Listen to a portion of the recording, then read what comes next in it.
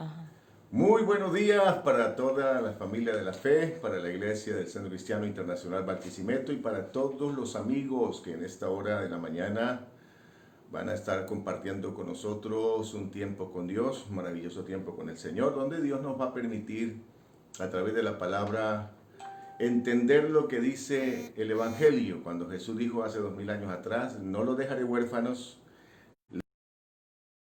les enviaré al Consolador que estará con ustedes todo el tiempo. Así que en este día que hizo el Señor, yo quiero que usted que está allí en casa por un instante tome el tiempo para orar y podamos poner en la presencia del Señor este tiempo tan especial. Señor, bendecimos este tiempo. Te damos gracias por la oportunidad de poder oír la palabra y entenderla. Señor, trae revelación a mi corazón y crea en mí un espíritu noble, Señor, que pueda atesorar la palabra, recibir la palabra en el nombre de Jesús. Gracias, Señor, quedamos en tus manos. Amén. Muy bien. Ahora, lo interesante es que hemos estado compartiendo, dije, un tema que me parece apasionante en estos días. Yo siento que de alguna manera especial o de una manera muy especial el Espíritu Santo nos está visitando a través de este tema que hemos titulado Mejor acompañado, imposible. Y la pregunta que se hace en el enunciado de la publicación de esta palabra es, ¿qué puedes hacer? ¿Qué puedes hacer cuando el cielo te dice, estoy contigo? ¿Qué puedes hacer? Y yo te lo dejo ahí como una pregunta. Simplemente, ¿qué puedes hacer cuando el cielo te dice, yo estoy contigo? Así que bajo ese pensamiento y bajo los principios de lo que ya trazamos el primer día, el día martes en la mañana, si usted no ha escuchado el mensaje, sería bueno que lo escuchara, que lo recibiera, le va a bendecir y le va a orientar mucho más. Entonces, trazando los pensamientos, dijimos que al hombre hay que entenderlo en dos tiempos, en el huerto y fuera del huerto. Porque cuando el hombre estaba en el huerto del Edén y Dios lo creó a su imagen y semejanza, lo que dice la Biblia, lo que dice la palabra es que el hombre se parecía tanto a Dios que podía hacer cosas de Dios. En otras palabras, el hombre había sido recién hecho en el día sexto, en la primera hora del día sexto, voy a ponerlo así, muy de madrugada, muy de mañana, en el día sexto el Señor tomó polvo de la tierra e hizo a Adán a su imagen y semejanza. Lo extraordinario es que a ese hombre llamado Adán, que está en el huerto, muy temprano en la mañana, y yo tengo el concepto de que olía todavía nuevo, porque cuando las cosas son nuevas huelen a nuevo. Y entonces olía todavía Adán a nuevo, estaba recién hecho, no era el producto de una evolución, sino el producto de un acto divino, una intervención divina. Dios, con su sabiduría e inteligencia sobrenatural, tomó polvo de la tierra y le dio aliento. Podría imaginarme yo a un escultor haciendo una imagen del polvo de la tierra, moldeándolo allí con sus manos y después soplando aliento de vida sobre él. Fue a Adán un alma viviente.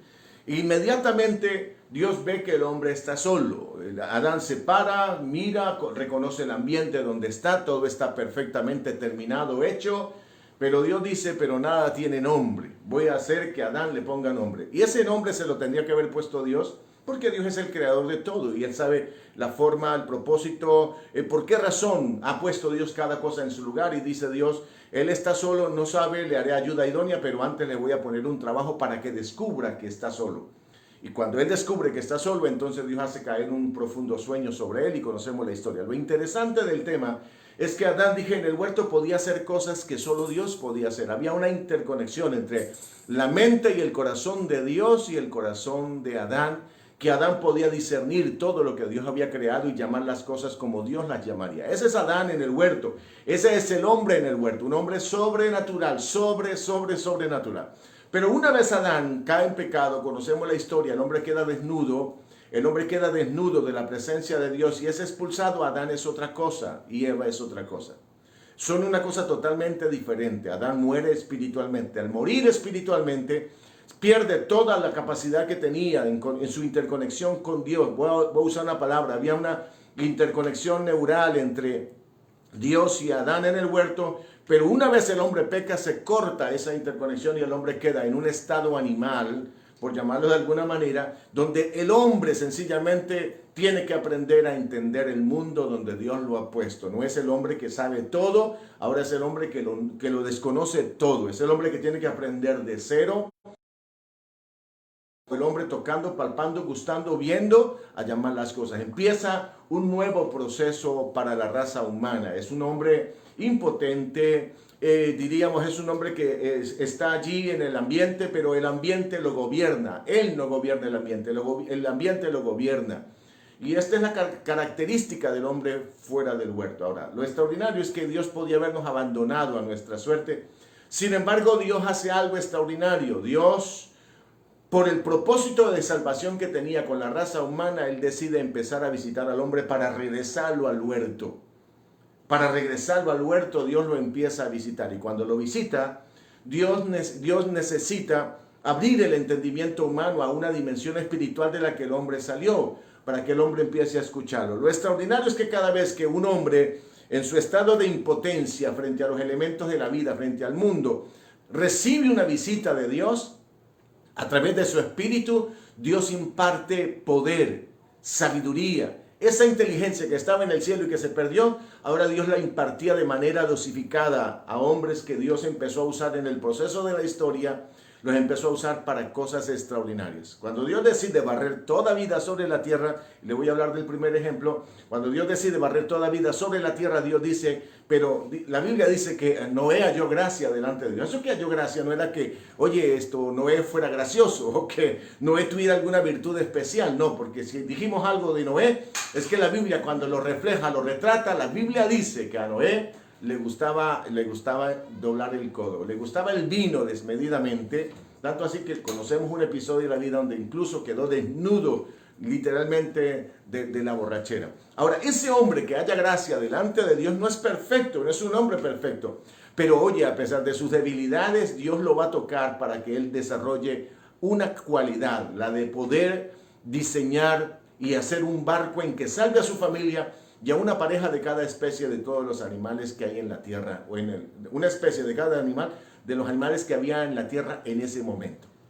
Entonces, lo que dice la palabra es que Noé, cuando recibe de Dios la indicación, porque Dios se le revela, Noé lo entiende, Noé lo escucha, posiblemente fue un sueño, o posiblemente estaba despierto y vino la revelación, vino la voz de Dios que le dijo, Noé, tú has hallado gracia delante de mí, me vas a fabricar un arca para que se salve tu familia y una pareja de cada animal, y lo vas a hacer conforme a estas medidas.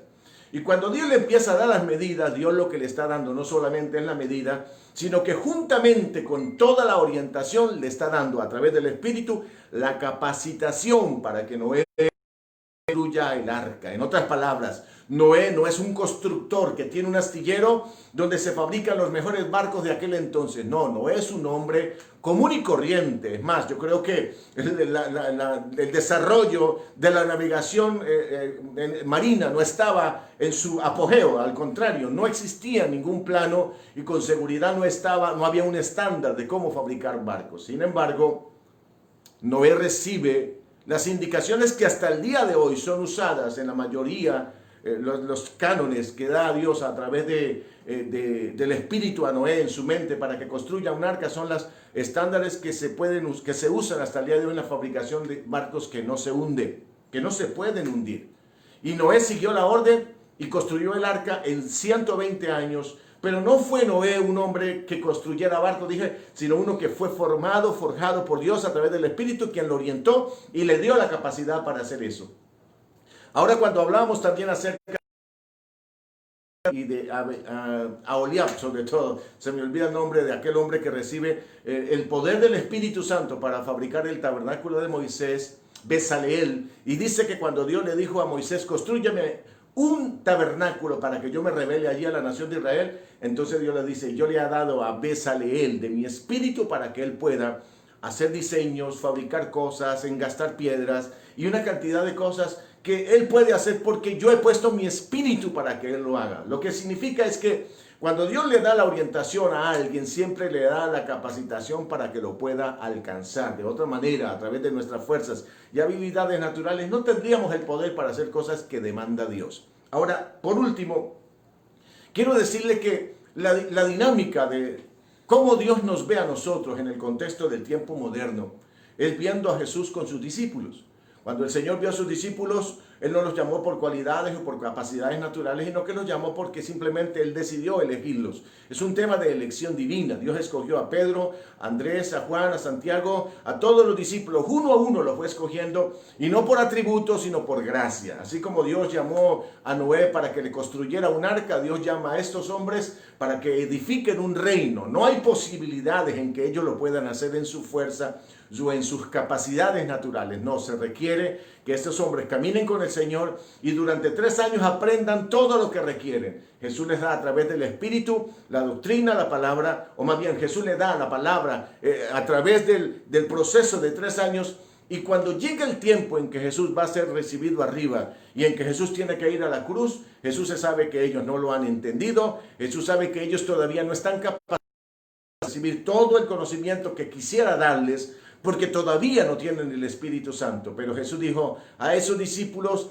les daré de mi Espíritu, no los dejaré huérfanos. Yo me voy, pero ustedes van a quedar, y cuando ustedes se queden, yo no los voy a dejar huérfanos, los voy a empoderar. Voy a usar la palabra empoderamiento, que ha sido muy mal entendida en todo este proceso de tiempo, no solamente en la pandemia, sino antes de ello. Los voy a empoderar para que puedan entenderme. Van a recibir poder, el Espíritu Santo va a venir, Él los va a acompañar en el proceso, y es la famosa frase que estamos usando para estos días, mejor acompañados, imposible. Les voy a dejar compañía, los voy a dejar acompañados del mejor asistente, del mejor ayudante, del mejor líder, del mejor maestro, del mejor instructor, que los puede guiar a toda verdad. Es el que los va a guiar en toda esta tarea de Dios.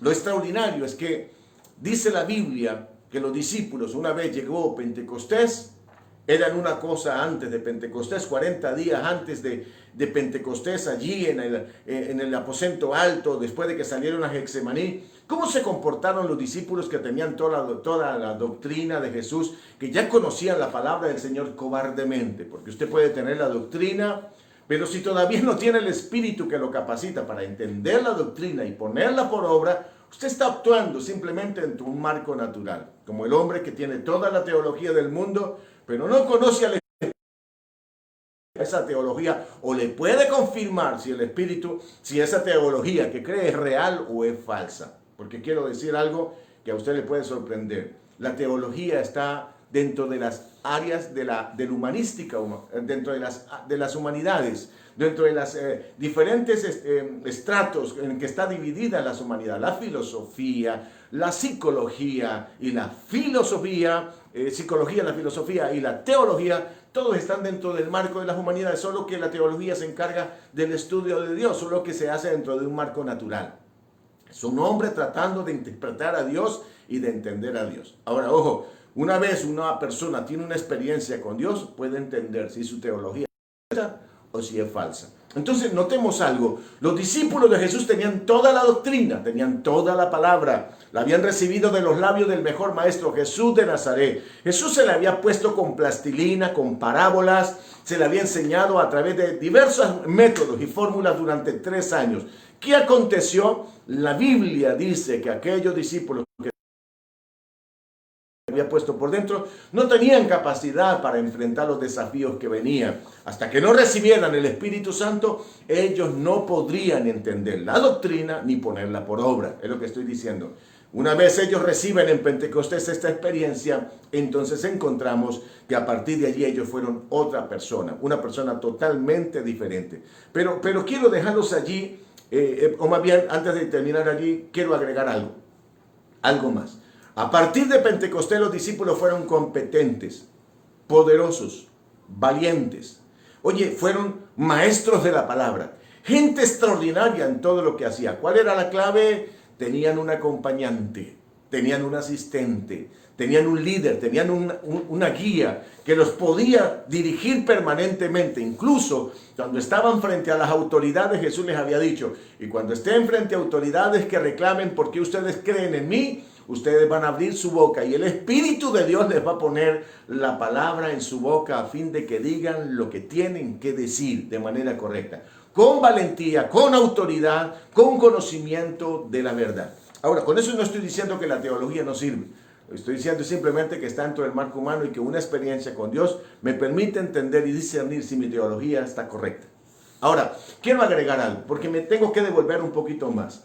¿Sabe que una de las cosas con las que Dios ha tenido que lidiar con usted, conmigo, con la humanidad, es con esa incapacidad que tenemos de mantenernos alineados a los propósitos de Dios permanentemente?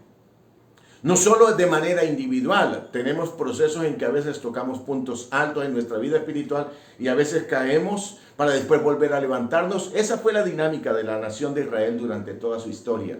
Israel tenía picos altos con Moisés, picos altos con Josué.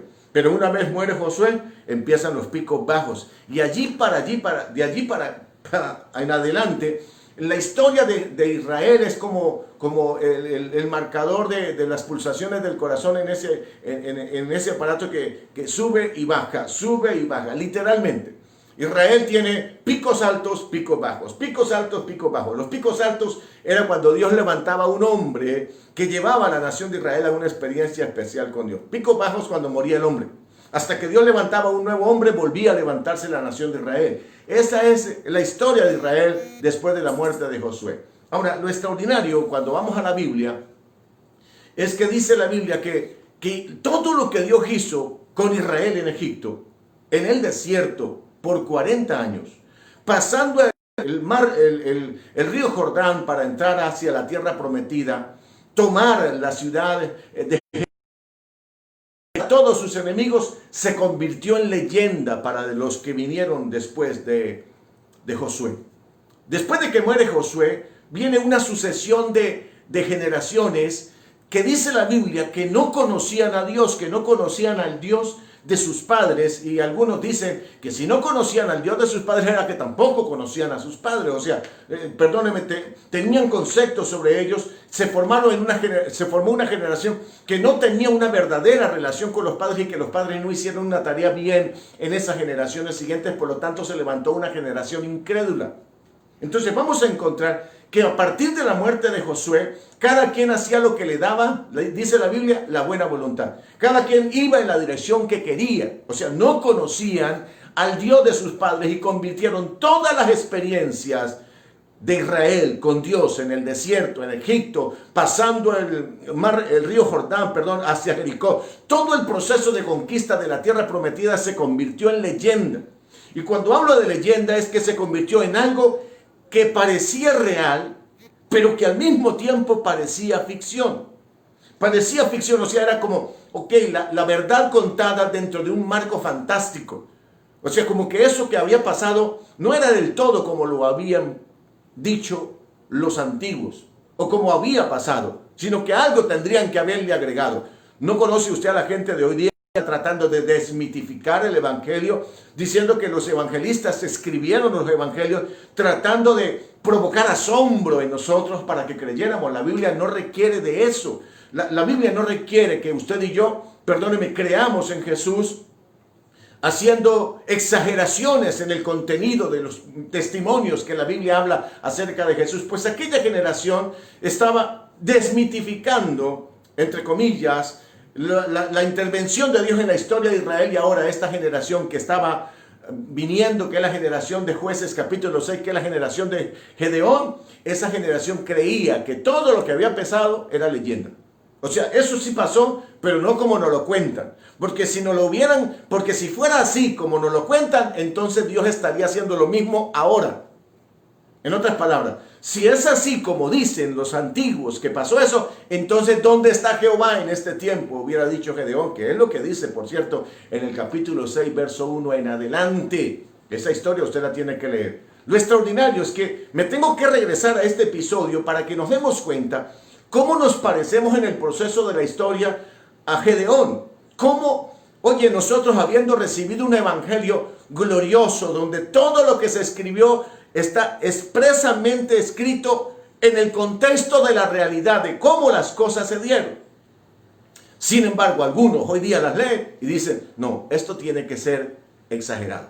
Esto no puede haber sido así. Que Jesús resucitó a Lázaro después de 4 días de muerto, eso es un mito, hermano. Esa es la forma como la gente entiende hoy el evangelio. Pues entonces, nos retrotraemos otra vez a la vida de Gedeón. Gedeón era una generación a la que lo que Dios había hecho le parecía fantástico. A ver, si fue verdad, entonces, ¿por qué no está pasando hoy lo que pasó allá? ¿Y sabe por qué está pasando? No está pasando hoy, en el tiempo de Gedeón, lo que pasó en el tiempo de Moisés y en el tiempo de Josué, porque el corazón del pueblo cambió, así como el corazón de la iglesia ha cambiado en este tiempo. Entonces yo quiero que note algo, porque entonces dice la Biblia, y lo voy a parafrasear, que en el tiempo en que aparece Gedeón, venían los madianitas, o los madianitas están haciendo estragos en la nación de Israel. Los madianitas, oye, son hijos de uno de los hijos que tuvo Abraham con Cetura, su criada. O sea, nota algo, que todos los hijos que tuvo Abraham con Cetura se volvieron en el problema más grande para la descendencia de Isaac. Pues estos madianitas, hijos de Madián, hijos de Cetura, una de las diríamos, de las siervas de Abraham, empezó a crecer y empezó a generarle problemas. Venían permanentemente, devoraban las tierras, devoraban las cosechas. Y dice la Biblia que estaba Israel en pobreza, en necesidad. Entonces Dios, en ese contexto, Dios levanta a un profeta. Y dice la Biblia que cuando levanta al profeta, el profeta lo que le dice es: ustedes están pasando esto porque ustedes han convertido en mito lo que Dios hizo en Egipto y en el desierto y en el proceso de conquistas de la tierra prometida. Ustedes convirtieron en mito esto, pero lo que Dios hizo con Israel en Egipto es real. Lo que hizo en el desierto es real. Dios los libró a ustedes y Él es poderoso para hacerlo en este tiempo. ¿Sabe quién estaba en esa reunión? Mr. Gedeón.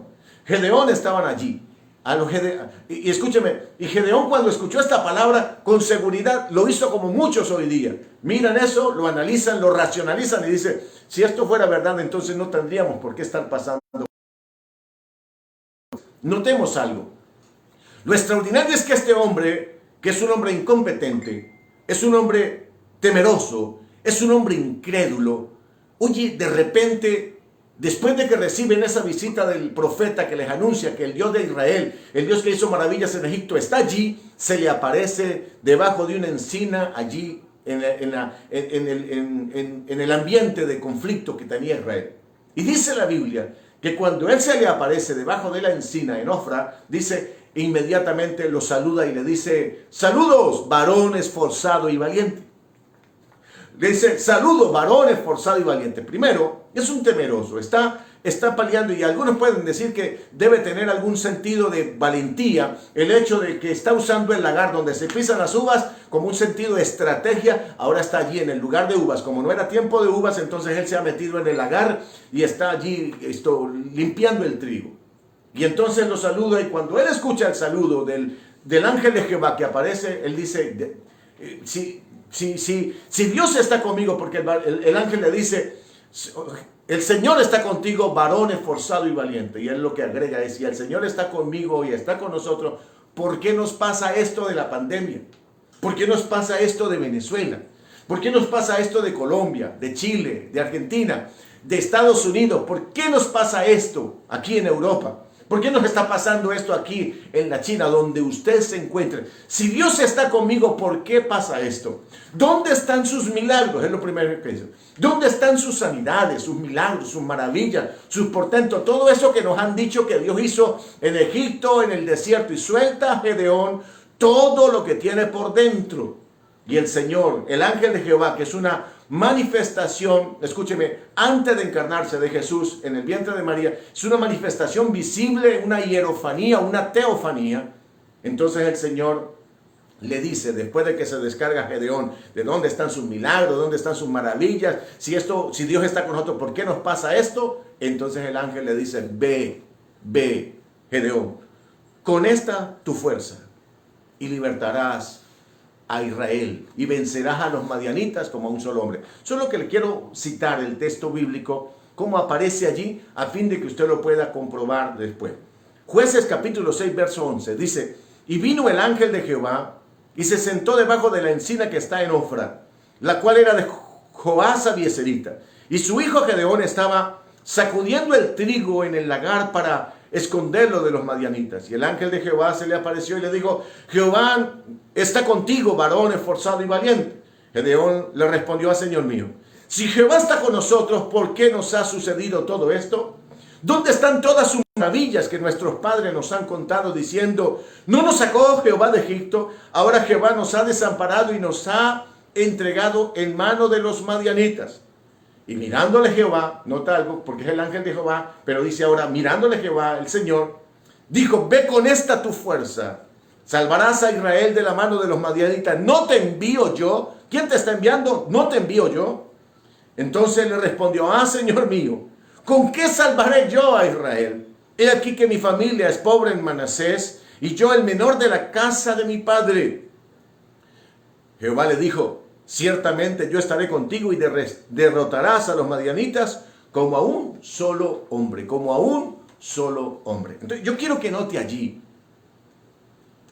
la historia de Dios con Gedeón es la historia que está pasando con usted y conmigo si creemos en el Dios de la palabra.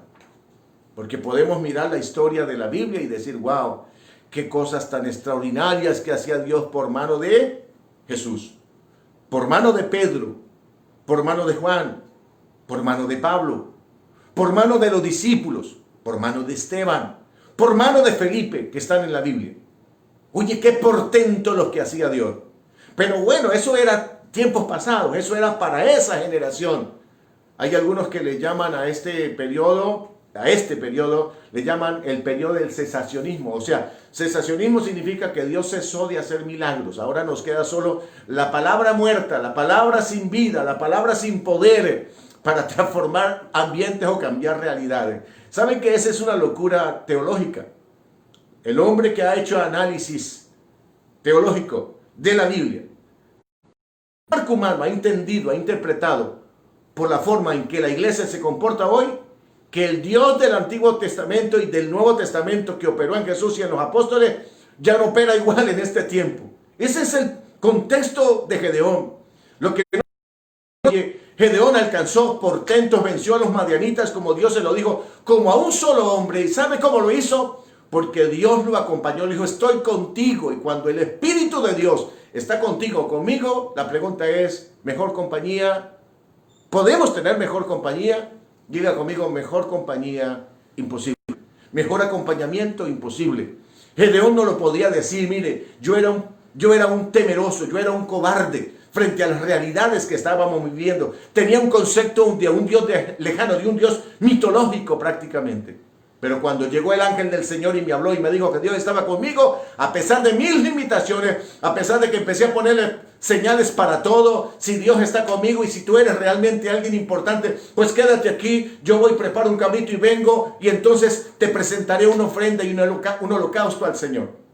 La Biblia dice, escúcheme, de manera gloriosa, que Dios empezó a cumplir con todas las señales que Gedeón empezó a ponerle en el camino hasta que lo convenció: ve y enfréntalos. Y cuando lo hizo, acuérdense de todos los soldados que se unieron, más de 30,000 soldados se unieron a Gedeón para ir en batalla contra los madianitas, y Dios le dijo: son muchos, y se los fue descontando de varias formas hasta que solo le quedaron 300 soldados a Gedeón. ¿Qué encontramos en la palabra? Que dice la Biblia que con 300 soldados Gedeón derrotó a los madianitas como a un solo hombre, en una sola batalla. Todo terminó allí. Es más, no hubo necesidad de sacar espada para ir y enfrentarlos. ¿Qué le estaba diciendo Dios a Gedeón? Le estaba diciendo: el Dios de Egipto, el Dios del desierto, conquista de toda la tierra prometida, está con ustedes como se lo prometía a través del profeta. ¿Qué necesita Dios hacer en este tiempo para que usted y yo, hermanos, nos convenzamos de que realmente Dios está con nosotros? Pues simplemente que usted empiece a creerle a Dios y empiece creyéndole a Dios, tomar decisiones basado en lo que dice la palabra, creyéndole a la palabra, actuando conforme al espíritu que está en la palabra. En otras palabras, tú no puedes mirar el ambiente por tus ojos naturales, tienes que verlo por lo que Dios te dijo a tu corazón. Y cuando Dios te dice algo a tu corazón y tú lo creíste, tienes que ver por estos ojos naturales, pero por el espíritu de la palabra. No importa qué diga el ambiente, lo que Dios me dice es diferente. Y cuando usted y yo empezamos a tomar decisiones por ello, wow, las cosas cambian. Voy a citar un cuadro mucho más reciente de la vida de un hombre llamado Zacarías. Zacarías es el padre del hombre que va a abrir los caminos para que Jesús empiece su ministerio. Lo maravilloso del libro de Lucas, es que cuando va a hablar acerca de Juan, lo contextualiza. Le dice que fue en un contexto donde estaba Herodes, el tetrarca, el patriarca, ejerciendo gobierno y deshaciendo en Israel. Él era el lacayo del Imperio Romano. Ese era el hombre que trabajaba para Roma. Y era el rey de Israel en ese contexto. Ahí nace un hombre llamado Zacarías, que se hace viejo tratando de tener descendencia con una mujer que nunca le dio hijos, con Elizabeth. Y dice la Biblia que se hicieron viejos y nunca pudieron hacer familia, nunca pudieron tener un hijo. Y dice la Biblia que cuando le tocó el turno en suerte de ir y ofrecer el incienso en el templo, oye, Zacarías entró en el templo a ofrecer el incienso en una actividad espiritual muy especial. Mientras que Zacarías hacía esto, dice la Biblia que el ángel del Señor, o sea, en este caso no es el Señor Jesús, sino Gabriel, el que viene y aparece, dice, y vino y el arcángel Gabriel y se apareció allí a la derecha de ese lugar de ofrecer holocausto al Señor o de ofrecer incienso al Señor. Ahí junto al altar del incienso a la mano derecha aparece Gabriel y le dice, Zacarías, no temas, el Señor está contigo, no ha olvidado tus oraciones de tener una familia. Zacarías, cuando lo ve, se turba, queda mudo, no sabe qué responder ni sabe qué hacer. Y dice la Biblia que el ángel le dice, Dios ha escuchado tus oraciones y vas a tener un hijo de tu esposa Elizabeth y vas a dar hijo a un hombre, o vas a dar a luz más bien, vas a traer al mundo a un hombre que cuando él venga, él vendrá con el espíritu de Elías. Él vendrá y se convertirá en el que abre los caminos. Es el que preparará un corazón bien dispuesto en la nación de Israel. Él allanará los montes. Él arreglará todo. Limpiará el camino para que Jesús venga, para que el Salvador venga.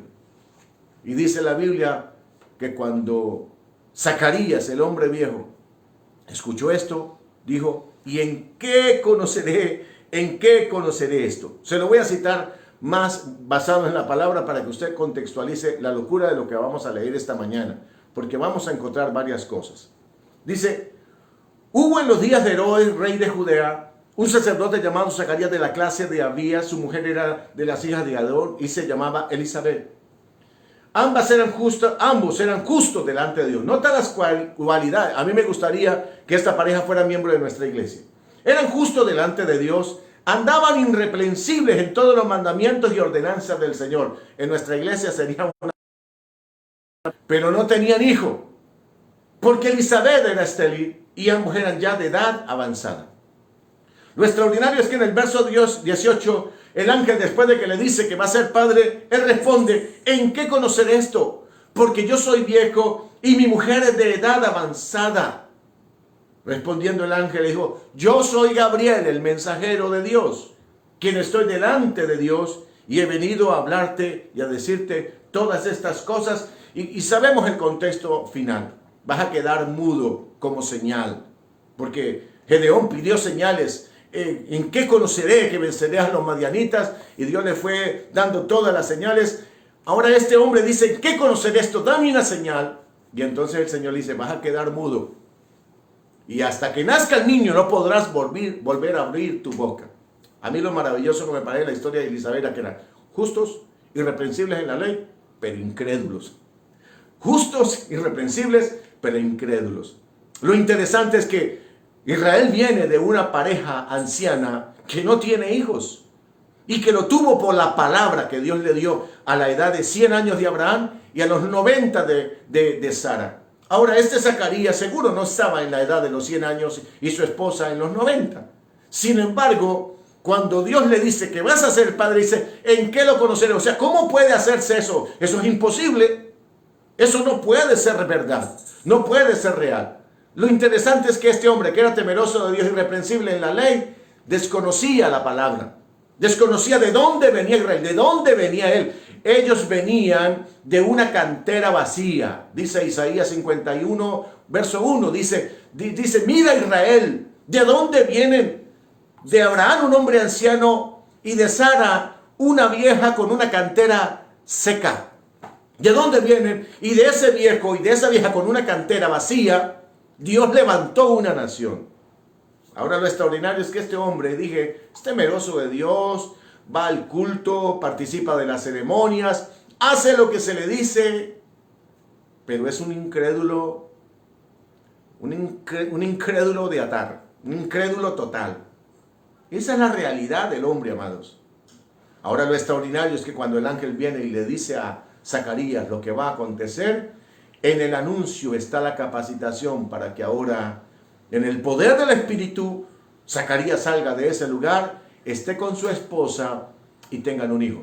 Algunos han interpretado que cuando él dice, ¿cómo será esto? Es porque los dos ya estaban tan ancianos que no tenían relaciones íntimas. En otras palabras, ese tiempo ya había pasado. ¿Cómo va a poder hacerse esto si Elizabeth y yo, nada? ¿Me hago entender? A lo que el ángel le dice, ve, porque cuando llegues allí a casa, el tema va a funcionar. Y van a ser padres de un hombre llamado Juan, le van a poner por nombre Juan y él va a abrir el camino del Señor. Yo termino con el mensaje de esta mañana, tratando de orientarlos, iglesia, en relación a... No sé si notamos que usted y yo de manera natural no podemos enfrentar los desafíos del mundo, ni la pandemia ni los que vengan. De manera natural solo podemos paliar los procesos, podemos paliar las necesidades, las dificultades, pero vencerlos, conquistarlos, volvernos lo que dice la Biblia, seres significativos, trascendentes, no, nunca. ¿Qué se requirió en la vida de Gedeón? Una intervención divina, un acompañamiento que lo sustentara y lo guiara. Y él solo escuchó, obedeció y tuvo la victoria. ¿Qué requirió Zacarías? La manifestación de Dios a través de un ángel que le imparte un mensaje, que le cambia la vida, le trae una promesa, lo capacita para ser padre y lo convierte en el padre de uno de los hombres más significativos en la historia de la iglesia, en la historia de la humanidad, del pueblo de Dios. ¿Qué se requiere para que usted y yo participemos de algo extraordinario? Requerimos lo mismo. Requerimos la intervención de Dios. Por eso fue que Jesús a sus discípulos le dijo, miren, no los voy a dejar solos. Es más, voy a usar una paráfrasis de Jaime. No los puedo dejar solos porque si los dejo solos, ustedes se van a perder. Si los dejo solos, ustedes se van a extraviar en el camino. Si los dejo solos, ustedes van a hacer cualquier locura, pero les voy a enviar al Espíritu para que les hable, los oriente, los guíe, los direccione en todo lo tocante al establecimiento del reino de Dios. Y cuando ese Espíritu venga, ustedes recibirán poder. Nota algo otra vez. Libro de Hechos 1:8 que dice, pero recibiréis poder cuando haya venido el Espíritu Santo. Y cuando Él venga, entonces van a ser mis testigos en Jerusalén, en Judea, en Samaria y hasta lo último de la tierra.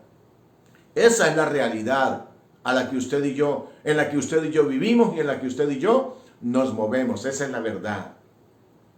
El tema es que una vez más, hoy día tenemos hombres y mujeres con conocimiento natural de la palabra. Leen libros, incluso leen leen la Biblia como un libro.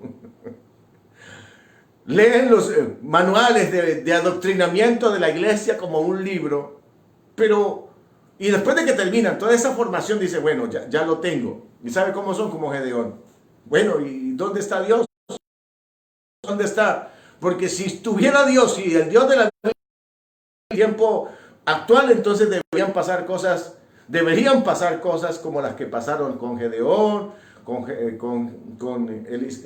Zacarías, con Jesús, con sus discípulos. ¿Dónde está Dios? Entonces los teólogos han dicho, no, ese era un tema para otro tiempo. Este tiempo ya Dios no hace eso. O sea, es todo la antítesis del tiempo de Gedeón pasa con los teólogos de hoy que dicen que tenemos conocimiento, tenemos más doctrina, tenemos más verdad, pero un Dios que no hace milagros, que no hace nada. Es la locura de las locuras. Y a mí me da pesar cuando llego y leo, porque me encanta leer los materiales de grandes teólogos, no voy a mencionar a ninguno por respeto, primero porque los respeto mucho, de grandes teólogos de nuestro tiempo, que después de que terminan una disertación y una enseñanza de orden humanista sobre Dios, porque dije la teología, todo está dentro del marco del humanismo, oye, terminan diciendo, pero eso que Dios hizo en el Antiguo Testamento y en el Nuevo con Jesús, ya no pasa en el tiempo actual. En el establecimiento del reino de Dios, ya eso no pasa. Escúcheme, le hablo a la generación que quiere pasar esta nueva temporada a un nuevo nivel, que entiende que tenemos un acompañamiento sobrenatural. No tenemos un acompañamiento natural, tenemos un acompañamiento sobrenatural. Jesús le dijo, ahora, lo que sí quiero decirles es que si no tenemos el Espíritu del Señor no vamos a poder entender el tema. Porque si alguien no tiene el Espíritu de Cristo no es de Él. Si alguien no ha recibido la llenura con el Espíritu Santo, no podrá entender estas palabras y tampoco podrá salir de esta actividad o de esta pequeña conferencia a mirar una visión, una percepción diferente, dada por el Espíritu. Tendremos gente simplemente que recibe un tiempo con Dios, está un tiempo con un pastor que le da una palabra y salen a ver el mundo de manera igual como la estaban viendo. Lo que yo quiero en el nombre de Jesús es que tú descubras que el Dios de Gedeón es tu Dios y es mi Dios. El Dios que hizo maravillas en Egipto, en el desierto con Israel, en la conquista de la tierra prometida y que lo hizo con Gedeón estará con nosotros. Ese es el Dios al que usted y yo seguimos. Ese es el Dios al que usted y yo le hemos creído. Pero ¿cuál es el gran conflicto? El gran conflicto es que, escúcheme, hoy día escuchamos más prensa, conceptos de amigos, especialistas en economía. ¿Dónde están los especialistas de economía que hablaban acerca del año 20? A mí me encantó el concepto del 2020, visión perfecta, porque ahora podemos vernos tal cual somos. ¿Cuál es nuestra verdadera realidad? Y bendigo a Dios porque dio a nuestro pastor para darnos el concepto de que el año 2020 es el año de la visión perfecta. Cuando usted entra donde el optómetra es el que te pone las medidas y te dice, wow, estás mirando de milagro. Te quiero poner un ejemplo. Mi esposa llevó a una de mis hijas que tenía un problema de una úlcera en la córnea y recuerdo tanto que estaba ya tenía en el punto negro, tenía un punto blanco. Se estaba consumiendo la córnea. Oramos por ella y nos pasó el tiempo y no volvimos a mirarla. Mi esposa dijo, ¿cómo estará el ojo de mi hija? Fue y la llevó del optómetra para que la revisara y cuando el hombre le mira y dice, mi esposa le dice, es que ella tiene una úlcera en la córnea y necesito que la revise, ¿cómo está? Y el hombre la mira, ¿en cuál ojo, señora? En el ojo izquierdo. Y él empezó a mirar, dijo, señora, no tiene absolutamente nada. Y así pasó. El milagro quedó patente, Dios sanó a mi hija de una úlcera en la córnea. Pero como iba con mi otra hija, que sí veía, que no tenía problemas, mi hija Jennifer, entonces le dijo mi hija, pues hija, ¿por qué no se mete allí para que le hagan el análisis? Y cuando el doctor llegó y la puso en el aparato le mostró que ella no veía por el ojo derecho. Nada, no veía nada. Le dice ella, oye, tu hija está prácticamente ciega del ojo derecho. Entonces mi hija que está haciendo revisar me dice, no doctor, yo veo bien. Y cuando le tapa el ojo izquierdo que sí ve, le dijo, ¿qué ve? Dios mío, apagaron la luz. Y comprobó que no veía por el ojo derecho. Entonces vamos a encontrar algo. Vivimos en un tiempo como esos. Vivimos en un tiempo, escúcheme, donde la ceguera de la mayoría de las personas es tan grande que no podemos percibir lo que el Señor nos quiere decir. Y si no podemos percibir es porque simplemente estamos ciegos. Pero el Dios de la Biblia no ha cambiado. El Dios de la Biblia sigue siendo el mismo. Él es el mismo ayer, hoy y por los siglos, dice el libro de Hebreos. Él no ha cambiado. Su naturaleza no ha cambiado. Nosotros cambiamos. Nosotros tenemos una percepción sobre Dios mucho más teológica, mucho más organizada. Incluso tenemos algo que se llama teología sistemática. Porque lo que ha hecho la teología es sistematizarnos, organizarnos las ideas acerca de Dios para decirnos cómo es Dios. Y cuando ya terminan de decirnos sistemáticamente quién es Dios, decimos, tengo a Dios. No, usted lo único que tiene es la receta de cocina de quién es Dios. Pero usted todavía no se ha metido a la cocina. Usted todavía no ha escogido los productos, no los ha echado en una olla para degustar, después de que haga todo el proceso de la cocción del alimento. Oye, si lo que te dijeron en la receta de cocina es lo mismo cuando se prueba a Dios, cuando se tiene a Dios, se le puede palpar en su boca y dice, wow, qué rico, qué espectacular la receta. Es exactamente como me la dictaron. Qué extraordinario ese chef. No sé si me hago entender. Usted y yo vivimos en un contexto semejante. Tenemos la receta de cocina, pero tenemos mucha, yo diría que nos hemos vuelto demasiado conformistas. Sentimos que tenemos un concepto sobre Dios y ya lo tenemos. Ya lo tenemos a Él. Aquí en Barquisimeto dicen, ya tienen a Dios de la chiva. Perdónenme, que me parece muy despectiva. Pero es verdad. Hay gente que cree que porque ya conoce algunos textos bíblicos, los sabe encontrar en la Biblia, los sabe citar. Ya se leyó las cartillas de formación doctrinal, ya se las sabe de memoria, ya tiene a Dios. No, mire, usted tiene la receta de cocina. Ahora métase en la vida íntima con Dios. Tómase un tiempo con Él. Vaya a la presencia de Dios y comprueben la experiencia. Si lo que te dijeron en la receta de cocina, en el mensaje, en la enseñanza de la doctrina, es lo mismo cuando paladeas, cuando sientes a Dios en tu experiencia personal. Y cuando tengas a Dios en la experiencia personal, podrás identificar si toda la doctrina que te dijeron era real. Porque Dios solo es entendible en la experiencia, mi hermano. Otra vez, la experiencia es lo que marca un antes y un después en la vida de Gedeón. La experiencia con el ángel de Jehová.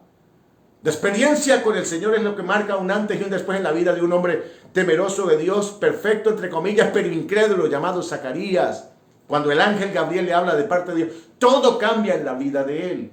La experiencia en Pentecostés es lo que marca un antes y un después en la vida de los discípulos. ¿Cuál es la cosa que a usted y a mí nos va a marcar un antes y un después? La experiencia con Dios. Solo que para ello necesitas tomarte el tiempo y coger la receta y empezar a mirarla, la doctrina. Y después de mirarla, empiezas en la intimidad con Dios a usar los elementos que están allí.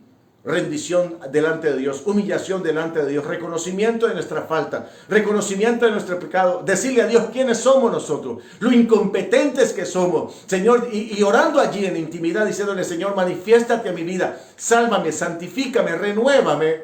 Vas a experimentar tu tiempo con Dios. Y en esa experiencia, en tu tiempo con Dios, vas a pasar de la incredulidad o de la sola doctrina a una fe basada en la experiencia de la palabra que se te manifiesta en tu búsqueda de Dios. Yo quiero que en esta mañana, usted que está en casa, se tome el tiempo con el Señor. Quiero que te tomes un tiempo en la presencia de Dios, allí, levantando tus dos manos al cielo, si lo puedes hacer. Dígale, Señor, tú prometiste un acompañante extraordinario para la iglesia. Pero yo solo escucho que hablan de Él como Gedeón. Yo solo escucho que se habla del Espíritu. Pero dígale, Señor, casi que estamos viviendo como aquellos creyentes de Éfeso que sabían quién era Jesús, pero no sabían nada del Espíritu. Señor Espíritu Santo, tú eres el líder de la iglesia. Espíritu Santo, tú eres el que direcciona. Tú eres el que dices a dónde hay que ir, qué hay que hacer. ¿Cuál es la estrategia a seguir para hacer la obra de Dios?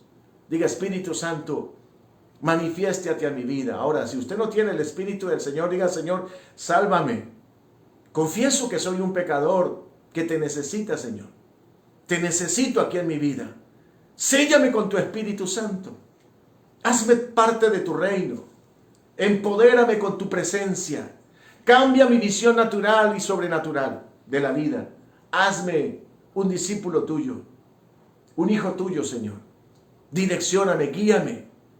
Y si ya lo hiciste, ahora dígale, Señor Espíritu Santo, quiero tomarme el tiempo en tu presencia para convertir toda esa receta de cocina que es la doctrina en un maravilloso plato que yo pueda degustar y decirle al mundo, si es verdad, Dios sabe a lo que dice la Biblia que sabe. Dios es real, Él puede hacer lo que dice que puede hacer. Dígale, Señor, yo te necesito aquí en mi vida y en mi corazón. Cámbiame, renuévame. Con el poder de tu presencia, santifícame. Señor, haz un milagro en mi vida. Hazme entender que tengo el acompañamiento más extraordinario en todo el universo. No soy guiado por una persona, diga, no soy guiado por una persona natural, soy guiado por una persona sobrenatural. Soy guiado por tu Espíritu Santo. Diga, Espíritu Santo, dirígeme. Manifiéstate a mi vida. Revélame a Jesús. Permíteme conocerlo íntimamente. Manifiesta tu gloria en mi vida, Jesús. Lléname con tu presencia. Cámbiame. Transfórmame. Permíteme como Gedeón dejar de ser el que todo el tiempo está pidiendo señales adicionales para poder creer. Diga, Señor, no permíteme entender que si tú dices en la palabra que milagros seguirán a los que creen, yo veré milagros en mi vida. Permíteme, Señor, en la palabra entender que si tu palabra dice que pondremos las manos sobre los enfermos se sanarán. Permíteme, Señor, oh Dios, por la palabra entender que cuando estemos frente a las circunstancias difíciles y no sepamos qué respuesta dar, tu Espíritu vendrá y tomará nuestra boca y hablará a través nuestro. Diga, Espíritu Santo, ayúdame a caminar delante de ti, dependiendo de ti, viviendo para ti, queriendo obedecer solamente la palabra y tu dirección. Permíteme, Espíritu Santo, hacerlo en el nombre de Jesús. Vamos, levanta tus dos manos allí donde estás. Diga, el Espíritu Santo, te necesito. Diga, yo no requiero de un taller de empoderamiento para aprender a obedecer a Dios. Diga, yo lo que tengo que aprender es a entender por la palabra y creer por la palabra que si el Espíritu está conmigo, ¿quién contra mí? Que puedo atravesar por diferentes situaciones de dificultad, pero que las voy a vencer si permanezco en obediencia a ti. Diga, Señor, yo te pido en esta mañana, visita mi vida, renuévame, quiero que me guíes, quiero que me direcciones, quiero tomar decisiones basadas en tu presencia, en tu palabra. Espíritu Santo, diga, toma mi vida, cámbiame, Señor, en el nombre de Jesús. Diga, Espíritu Santo, gracias, gracias, gracias por tu obra en mi vida. Diga, Señor, queremos, oh Dios, romper con todo pensamiento natural o teológico que dice que tú eres diferente al Dios de Gedeón, que dice que tú eres diferente al Dios de Egipto que liberó a Israel. Diga, Señor, yo quiero creer por la palabra que tú eres el Dios verdadero, que manifiesta su gloria y su poder en tiempos tan difíciles como el nuestro, y donde en fe en Cristo Jesús vamos a ver milagros. Dije, vamos a ver milagros porque no estamos acompañados por una persona natural, sino sobrenatural, el Espíritu Santo. Y Él te guiará, Él te enseñará las palabras de Jesús, te las hará entender. Él tomará todo lo de Dios y te lo pondrá en tu vida y te lo hará saber. Esa es la tarea de nuestro maravilloso acompañante. Te bendecimos, Espíritu Santo. Perdónanos, Señor, porque muchas veces te contristamos con palabras, con acciones, pero queremos caminar en obediencia a lo que tú nos dirijas en los próximos días. A partir de ahora, abro mi corazón para ser guiado, para ser dirigido. Nadie dijo amén, pero así es. Diga conmigo, gracias, Señor, en el nombre de Jesús. Gracias, Padre, por el poder de esa palabra. Doy gracias a Dios. Wow. Gracias, Señor. Amén. Quiero saludar a personas que nos están viendo en esta mañana. Voy a intentar leerlos todos. Odalí Ceballos, nuestra amada Odalí, que siempre está allí, pero siempre Armando Díaz le gana primero. También está Charlie González de Catarí. Yo ayer dije Charlie. Es que hay un hermano que se llama Charlie y saludé fue a otro. Charlie González de Catarí, gracias por estar allí con nosotros. Elena Rivero, Nacarit Azoka, José Canelón, Lorenza García, Amparo Guerrero, David Camargo, Armando Díaz, también está Mayana Gracia, también está María Becerra, María Hernández, de Cine Amaro, Judith Amaya, Adolia García, Adolia Amada, bendiciones. Emilia Guerrero, la guerrera del Señor. También está Marisol, está Rosa Ascanio, Marcia Arcos, Alex Conde, Alice, le bendigo en gran manera desde acá de Barquisimeto. Salúdame a su esposo, dígale que Cristo lo ama y yo también. Y también a Amaranta Escalona. Quiero decirle, amados, que En esta dinámica que estamos empezando estos días, nos apresuramos a entrar en algo extraordinario en las próximas semanas. Por favor, no pierda la línea del mensaje que estamos trayendo. Mejor acompañados, imposible. Ahora, mejor asistidos, imposible. Prepárese porque lo que voy a tratar en los próximos días sé que le va a transformar su vida. Me la está transformando a mí y llevo 30 años de vida cristiana. Llevo 30 años caminando con el Señor, viendo milagros, maravillas. Y Dios me metió en un tiempo de receso y siento que ese tiempo de receso ha ido cambiando paulatinamente en el tema de la sobrenaturalidad de Dios y que estamos entrando en una nueva etapa, en un tiempo extraordinario donde la mano de Dios que nos guía, que nos sustenta, que nos respalda, que nos direcciona, hoy va a hacer cosas gloriosas en nuestras vidas en el nombre de Jesús. Así que les bendigo desde Barquisimeto. Gracias por acompañarnos. Le voy a poner un trabajito. Por favor, comparta este mensaje. Ponga compartir a todos sus contactos. Compartir en público, compartir. Haga esa tarea final. Necesitamos ir uniéndonos porque nos vamos a preparar para algo especial que viene en los próximos días y que le estaré anunciando en el nombre de Jesús. Les bendigo. Un abrazo grande para todos. Soy el pastor Jaime Rodríguez desde Barquisimeto. Recuerde que estamos en el mejor lugar de la tierra. Y el mejor lugar de la tierra es el lugar de su presencia. Les bendigo, un abrazo grande para todos.